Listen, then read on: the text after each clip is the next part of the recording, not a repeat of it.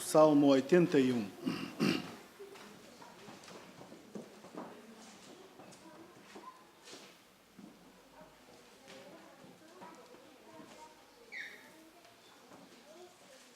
É um salmo que parece quase a nossa lição da Escola Bíblica Dominical. Não estava a pensar nisso quando olhei para ele, mas hoje, quando estávamos na Escola Dominical, estávamos a ler, estávamos a meditar, a estudar. Sim, isto até parece quase a mensagem que o Senhor pôs no meu coração para o povo dele esta manhã. Se já todos encontraram, então a minha tradução diz assim: Gabriel.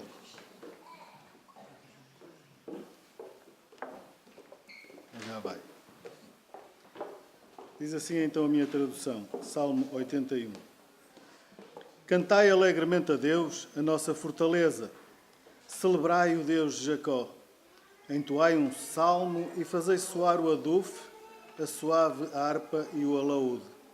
Tocai a trombeta na lua nova, na lua cheia, no dia da nossa festa. Isso é um preceito para Israel e uma ordenança do Deus de Jacó. Ordenou-o como estatuto para José, quando saiu contra a terra do Egito, onde ouvimos uma voz que não entendíamos. Diz ele: tirei dos seus ombros a carga, as suas mãos ficaram livres dos cestos. Clamaste na angústia e te livrei. Respondi-te do lugar oculto dos trovões, provei-te nas águas de Meribá. Ouve-me, ó povo meu, e eu te admoestarei. Ó Israel, se tão somente me ouvisses, não haverá entre ti Deus estrangeiro, nem te prostrarás ante um Deus estranho. Eu sou o Senhor teu Deus, que te tirei da terra do Egito. Abre bem a tua boca e eu a encherei. Mas o meu povo não quis ouvir a minha voz. Israel não me quis, pelo que eu os entreguei aos seus desejos, os seus corações, e andaram segundo os seus próprios conselhos. Se o meu povo tão somente me ouvisse, se Israel andasse nos meus caminhos, de pronto eu abateria os seus inimigos e voltaria a minha mão contra os seus adversários. Os que odeiam ao Senhor se lhe submeteriam e o seu castigo seria eterno. Mas eu te sustentaria com trigo mais fino, com o mel saído da rocha, eu te saciaria. Meus irmãos, ainda gostava de ler também em Jeremias, no capítulo 9, os versos 12 a 15.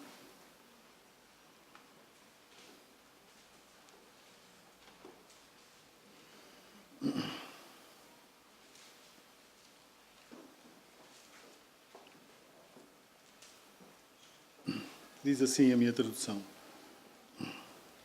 quem é o homem sábio que entenda isto? A quem falou a boca do Senhor para que o possa anunciar? Porque pereceu a terra e se queimou como o deserto, de sorte que ninguém passa por ela. Disse o Senhor: é porque deixaram a minha lei, que publiquei perante a sua face, não deram ouvidos à minha voz, nem andaram nela. Antes andaram após o propósito do seu próprio coração, após os baalim que lhes ensinaram os seus pais. Portanto, diz o Senhor dos Exércitos, Deus de Israel: darei de comer losna a este povo e lhes darei a beber água de fel. Até aqui a palavra do Senhor. Podem sentar.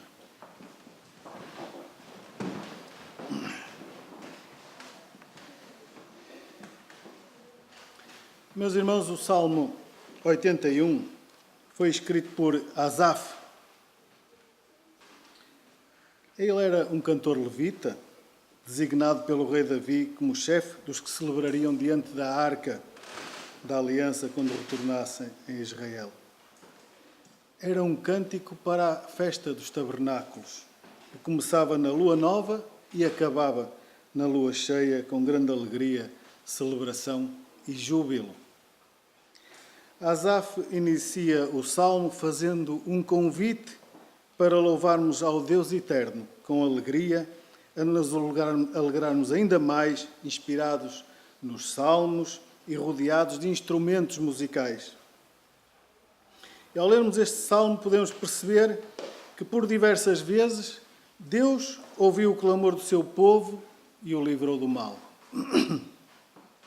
Também que nas diversas vezes em que foram provados, muitos deixaram de ouvir a Deus e se voltaram para a idolatria. É verdade que se clamarmos a Deus, Ele nos ouve, mas Deus também nos prova para saber se lhe obedecemos ou se nos deixamos corromper. Se optarmos por seguir a nossa vontade, Deus permite. Afinal, Ele criou-nos com vontade própria, para podermos decidir da nossa vida à nossa vontade. Mas certamente, se assim fizermos, a nossa vida se tornará bem mais difícil. Para os judeus, a festa dos tabernáculos começa na lua nova e termina 2 semanas depois, na lua cheia. E eu creio, meus irmãos, porque Deus prometeu que Deus quer começar um festival na vida de cada um de nós. Um festival com princípio, mas que nunca mais acabará. Porque será um tempo de alegria, de louvor e de júbilo que nunca mais terá fim. Porém, assim como Deus pedia a Israel que o ouvissem, Ele quer que nós hoje também façamos o mesmo, que o ouçamos. E para isso, nós precisamos nos abstrair de tudo o que nos está à volta e que neste momento nos possa perturbar.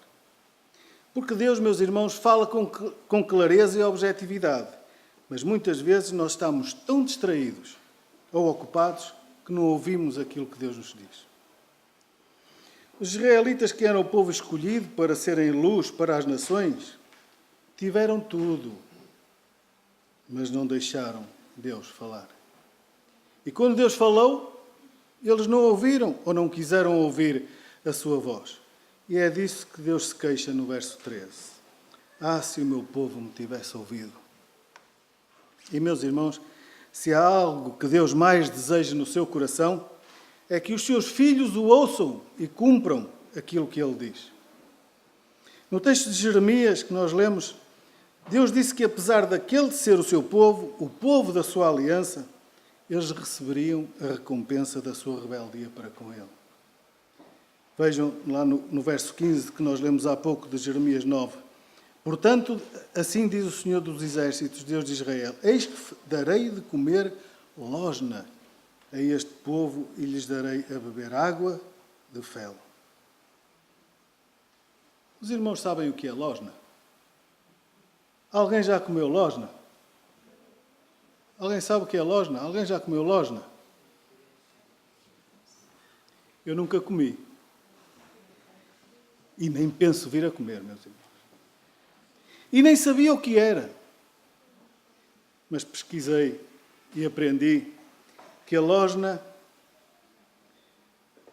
é uma planta medicinal maravilhosa, que pode também ser conhecida por, e alguns vão conhecer esta palavra, absinto, porque algumas traduções, em vez de losna, dizem absinto.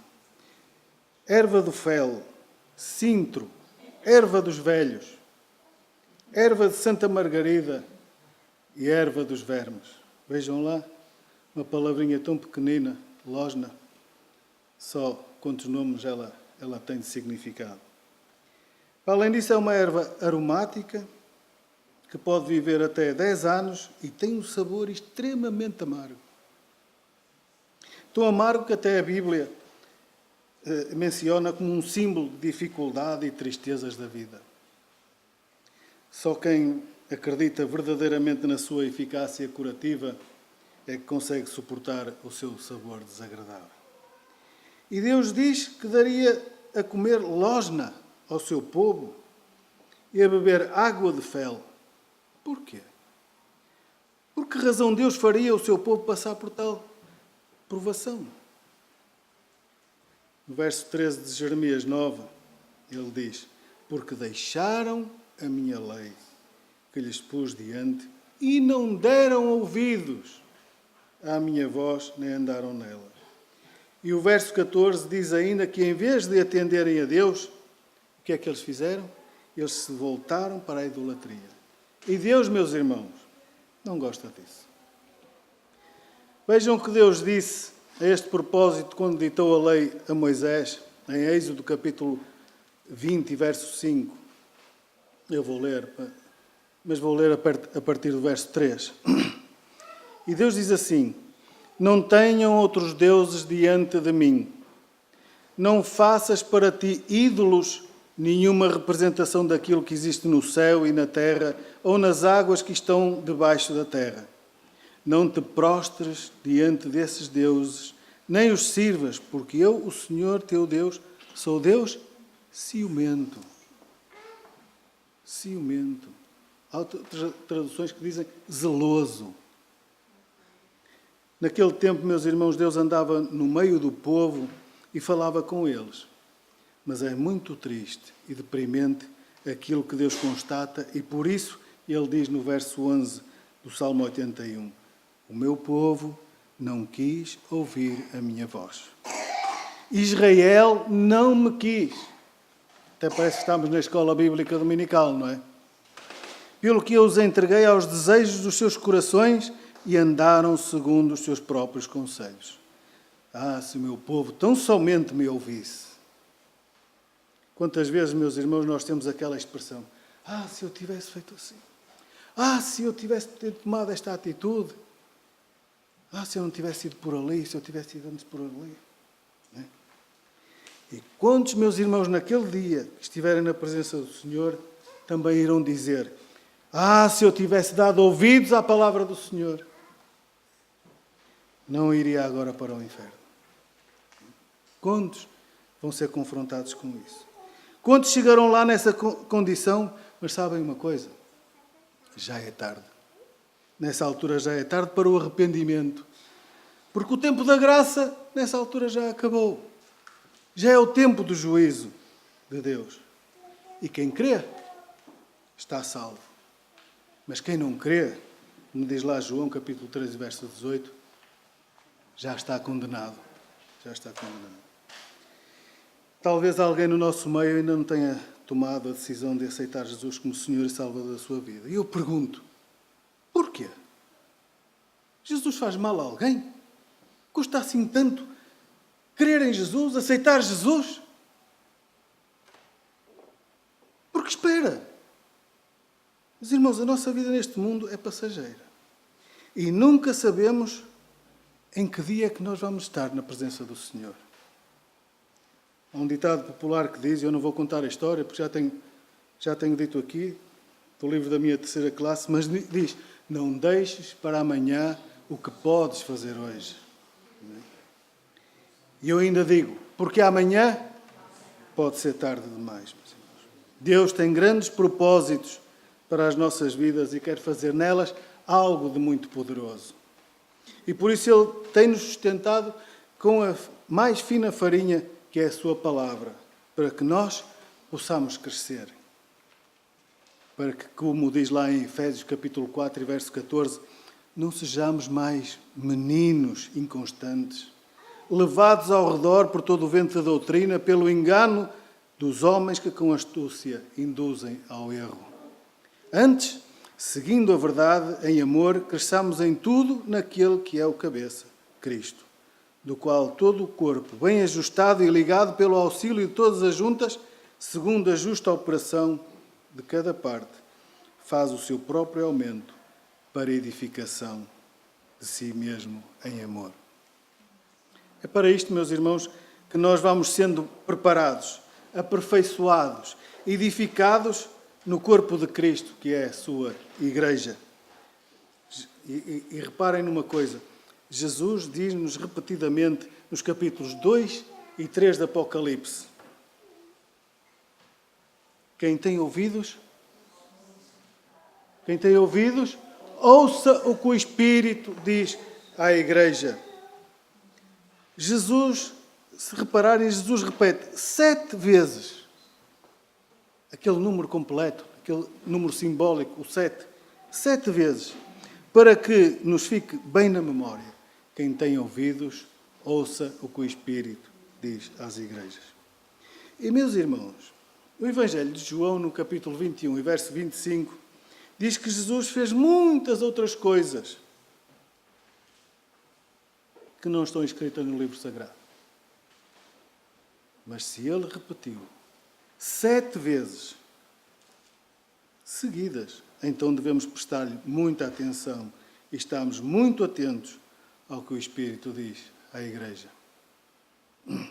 Hebreus capítulo 1 e verso 1 diz: havendo Deus outrora falado muitas vezes e de muitas maneiras aos pais pelos profetas, a nós falou-nos nestes últimos dias pelo Filho.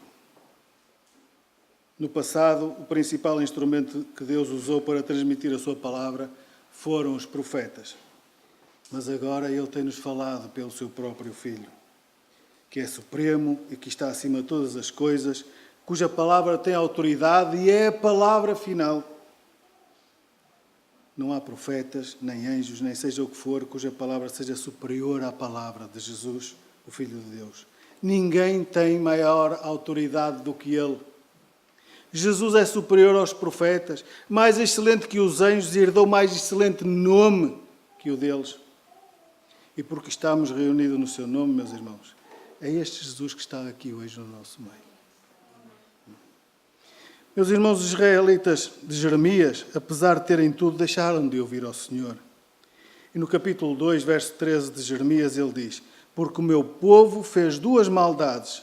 A mim me deixaram um manancial de águas vivas e cavaram para si cisternas rotas que não retêm as águas. Sabem, hoje o Senhor ainda tem um manancial de águas vivas para nós. Podemos utilizar hoje mesmo, qualquer um de nós. Um rio que sai do trono de Deus, que nos alegra, que nos cura, que nos alimenta, fortalece e santifica. No Salmo 46, verso 4, os filhos de Coré dizem que há um rio cujas correntes alegram a cidade de Deus, o santuário das moradas do Altíssimo. Deus está no meio dela, não será abalada. Deus a ajudará desde o romper da manhã. E, meus irmãos, mesmo que passemos por lutas ou por tempos difíceis, Deus é o nosso refúgio e fortaleza e o socorro bem presente na angústia. E nós temos esta promessa maravilhosa, meus irmãos, que já lemos no Salmo 81, verso 16, que o Senhor nos sustentará com o mel saído da rocha. A losna, meus irmãos, e o fel ou o mel saído da rocha. Qual é que nós vamos escolher? Todos sabemos que o mel é dos alimentos mais doces que existem, fruto do trabalho árduo das abelhas. E a rocha é dos materiais mais duros que existem na natureza. E não deixa de ser interessante, meus irmãos, que neste versículo o Senhor junta a doçura do mel à dureza da rocha. Os irmãos já viram alguma rocha dar mel? Todos nós sabemos da possibilidade de brotar água de uma rocha. Mas como será possível a rocha brotar mel que é feito pelas abelhas? Mas para Deus, meus irmãos, não há impossíveis. Não é? Aquele que do nada tudo fez, também é poderoso para fazer a rocha brotar mel. Não é? Nós nem imaginamos como isso pode ser possível. Mas eu creio, meus irmãos, que Deus não está a dizer literalmente que vamos comer mel porque encontramos na rocha um favo ou um pote de mel. Penso que o que Deus nos quer dizer é algo muito mais profundo e que tem a ver com o nosso cotidiano. Porque no nosso dia-a-dia nós somos muitas vezes confrontados com situações bem duras e bem difíceis de ultrapassar, não somos? Mas o Senhor não quer que desanimemos, pois Ele fará sair bênçãos dessas situações. Daquilo que hoje nos é difícil, que é uma experiência dura na nossa vida, Deus vai tirar a doçura com que nos vai sustentar. Às vezes nós oramos para que o Senhor remova as dificuldades do nosso caminho. Que Ele tire aquela pedra da nossa vida. Ninguém gosta de passar por lugares duros, por tempos difíceis. E o nosso pensamento é clamar ao Senhor por livramento. Porque nós sabemos que Ele pode ir adiante de nós, removendo essas pedras do nosso caminho. Mas Deus sabe aquilo que faz e se não as removeu, é porque não são pedras de tropeço na nossa vida, mas pedras necessárias para a nossa glória e para a glória do Senhor. Não interessa como foi que apareceram. Mas a partir do momento em que Deus manda a sua palavra ou estende a sua mão, a sua glória vai se manifestar. É evidente que nós não apreciamos nem queremos pedras, nem tampouco as damos aos nossos filhos. Pelo contrário, nós damos-lhes bens. Porém, Deus sabe o que faz e sabe se essas pedras nos são necessárias na nossa vida. E dessas pedras, Deus vai fazer o mel fruir. Pois para Ele não há impossíveis e Deus pode transformar em doce aquilo que é amargo. E quando nós nos alimentamos da fina flor da farinha e do mel saído da rocha, todas aquelas situações deprimentes, negativas, que nos entristecem, deixam de ter poder sobre nós. Meus irmãos, a palavra de Deus penetra até à divisão da alma e do espírito e produz aquela alegria que Deus nos dá, que Jesus nos dá, e ninguém pode tirar. Sim, meus irmãos, ninguém pode tirar a alegria que Jesus nos dá, a alegria da fina farinha. A alegria do mel saído da rocha localiza-se num ambiente onde a tristeza não consegue chegar. Durante 13 anos, José não viu senão pedras no seu caminho. Odiado pelos irmãos, vendido como escravo para o Egito e, porque não quis pecar, até foi preso. Quando parecia que Deus se tinha esquecido dele, Deus deu-lhe a comer do mel saído da rocha. Deus não removeu as rochas do seu caminho, não tirou o Egito, nem tirou a fome do Egito, mas alimentou-o com o mel saído da rocha. E José foi o segundo mais importante do Egito, depois de Faraó. Aquelas circunstâncias humilhantes por que passou foram importantes para que José se tornasse um importante servo de Deus, uma bênção naquela nação e para a sua família. Experiência semelhante teve Davi.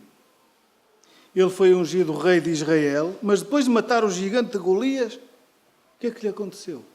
Passou a ser perseguido como um criminoso.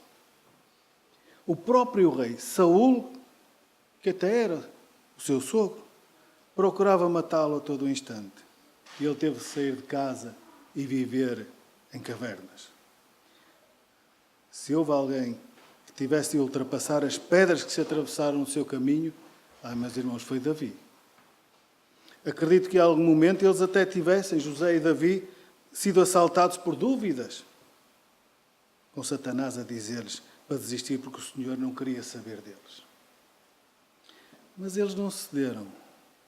Persistiram e esperaram com paciência no Senhor. Davi era daqueles que dizem, como Daniel, que ainda que ele me mate, eu não o vou negar. Nós conseguimos dizer isto todos?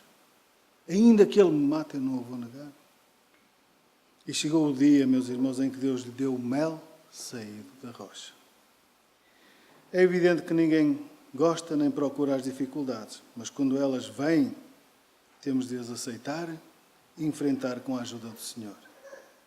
Nós nunca sabemos, meus irmãos, quem coloca as pedras no nosso caminho. Podem ser colocadas por pessoas ou até por demónios. Uma coisa é certa, é que Deus tem autoridade sobre essas pedras e se lhe pedirmos com fé, Ele fará o mel brotar delas. Tiago, capítulo 1, verso 2, diz: meus irmãos, tendo por motivo de grande gozo, meus irmãos, o passardes por provações, sabendo que a provação da vossa fé desenvolve a perseverança. Ou seja, as tribulações operam não contra nós, mas a nosso favor. E a única coisa que podemos fazer, quando elas vêm, é entregar tudo nas mãos do Senhor. E elas se transformarão em doçura. Acredito, meus irmãos, que no nosso meio, algum de nós esteja a lutar contra essas rochas e não as consegue retirar do caminho. Temos alguns irmãos que estão com essas rochas no seu caminho. Tenha bom ânimo e confie no Senhor, porque Ele venceu o mundo e também vencerá essas rochas. Nós até podemos ter amigos para nos ajudar, mas só o Senhor tem poder para transformar as nossas tribulações em doçura. Ele quer nos sustentar e saciar com o que há de melhor. Mas sabem uma coisa? Há uma condição. Ouve-me, povo meu, e eu te admoestarei, não com peso ou com carga pesada, ou algo que vai deprimir ou limitar a nossa vida, mas com algo que vai sustentar-nos, saciar-nos, para termos uma vida plena em abundância. Uma vida de realizações e concretizações, e a boa, perfeita e agradável vontade de Deus nas nossas vidas. Deus procurou vez após vez e voltou a tentar e chamou o povo para os seus caminhos. Mas como lemos lá no verso 11 do Salmo, o povo não quis ouvir a sua voz. E por isso Deus deixou que andassem na teimosia do seu coração. Eles insistiam em fazer aquilo que Deus mais abominava, a idolatria. Meus irmãos, Deus tem promessas que podem levar a nossa vida. Promessas que podem realizar uma verdadeira revolução nas nossas vidas, nas nossas famílias, na nossa saúde, nos nossos negócios. Mas é preciso deixar de lado a teimosia do nosso coração e dizer: Senhor, eis-me aqui para fazer a tua vontade. Na cruz, Jesus bebeu o fel amargo. Bebeu o cálice que nós deveríamos beber. E por isso hoje nós podemos comer o mel saído da rocha. Já lá vão mais de 2000 anos, meus irmãos, que José de Arimateia mandou escavar o túmulo na rocha de nome Gólgota. Jesus, o nosso mel, foi sepultado nesse túmulo de onde ressuscitou, e por isso nós hoje podemos alimentar-nos desse mel saído da rocha. Esse mel que Deus disse àquele povo que o faria comer mel saído da rocha. Esse mel que nós podemos comer hoje é Jesus, que saiu da rocha.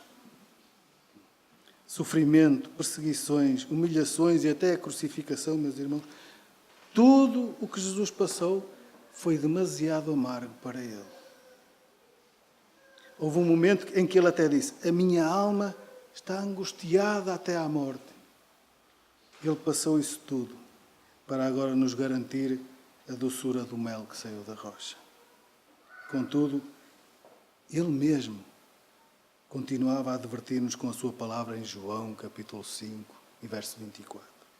Na verdade vos digo que quem ouve a minha voz e crê naquele que me enviou tem a vida eterna e não entrará em condenação, mas passou da morte para a vida. Meus amigos, que os nossos ouvidos estejam bem atentos e ouçamos o que o Senhor diz às igrejas. Que o Senhor os abençoe. Se houver alguém que está no nosso meio que ainda não tomou esta decisão, também querer provar desta doçura que é Jesus, que seja hoje o dia. Não deixe para amanhã. Pode sentar.